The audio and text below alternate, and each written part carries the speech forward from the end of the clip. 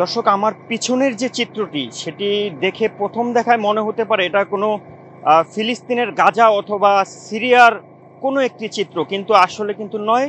এটি হচ্ছে রাজধানীর মহাখালীর করাইল বস্তির চিত্র। আপনারা দেখতে পাচ্ছেন আমার পিছনের যে চিত্রটি, গত মঙ্গলবার ঘটে যাওয়া যে ভয়াবহ অগ্নিকাণ্ডের যে ঘটনা, তারই কিন্তু ধ্বংসাবশেষ এখনো দৃশ্যমান আমাদের চোখে। আমার পিছনের যে দৃশ্যটি সেটা কিন্তু আপনারা দেখতে পাচ্ছেন। আপনাদেরকে একটু দেখানোর চেষ্টা করি। আমার পিছনে যে জায়গাটি রয়েছে সেটি তো মূলত গত মঙ্গলবারে ঘটে যাওয়া যে অগ্নিকাণ্ডের যে ঘটনাটি ঘটেছিল তারই ধ্বংসাবশেষ।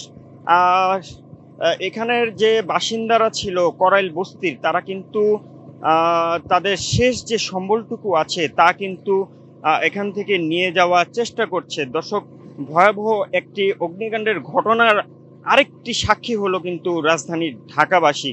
করাইল বস্তিতে যে এটাই প্রথম অগ্নিকাণ্ডের ঘটনা এরকমটি নয়, এর আগেও কয়েকবার এই জায়গাটিতে কিন্তু এই বস্তিতে অগ্নিকাণ্ডের ঘটনা ঘটেই চলেছিল, কিন্তু এইবার কিন্তু প্রেক্ষাপট আরেকটু ভিন্ন আমরা বলতে পারি। কারণ হচ্ছে এই জায়গাটিতে কিন্তু এবার অনেক বড় ভয়াবহ একটি অগ্নিকাণ্ডের ঘটনা আমরা দেখতে পাচ্ছি। এখানে গত মঙ্গলবার যে ঘটনাটি ঘটেছে এরপর থেকে কিন্তু আইন শৃঙ্খলা রক্ষাকারী বাহিনীর সদস্যদের পাশাপাশি ফায়ার সার্ভিসের ইউনিট, এনজিও সদস্য এবং বিভিন্ন স্বেচ্ছাসেবী সংগঠনগুলো, পাশাপাশি রাজনৈতিক যে সংগঠনগুলো আছে তারাও কিন্তু বস্তিবাসী যারা আছে তাদের সাহায্য এবং সহযোগিতা কিন্তু হাত বাড়িয়ে দিয়েছেন। দর্শক, আপনারা দেখতেই পাচ্ছেন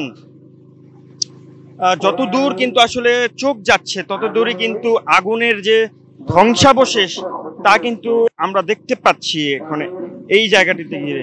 আপনারা জানেন আমাদের যে এই করাইল বস্তির যে পরিবেশ সেটা কিন্তু আসলে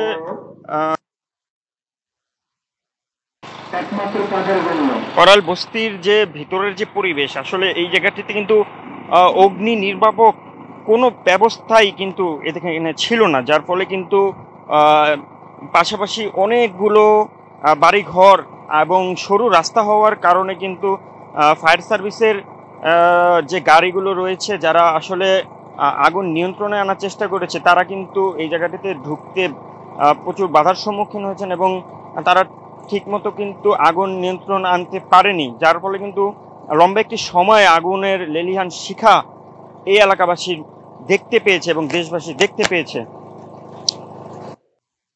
কোনো আমরা ব্যবস্থা কিন্তু দেখতে পাইনি। তবে এখন পর্যন্ত এখানে হতাহতের কিন্তু কোনো খবর আমরা জানতে পারিনি এবং সবশেষ তথ্য মতে এখানে যে বস্তিবাসী ছিল তারা কিন্তু খুব আর্তনাদ এবং তাদের যে মানবতার যে জীবন গত 2 দিন যাবৎ কিন্তু আমরা এই এলাকা জুড়ে দেখতে পেয়েছি।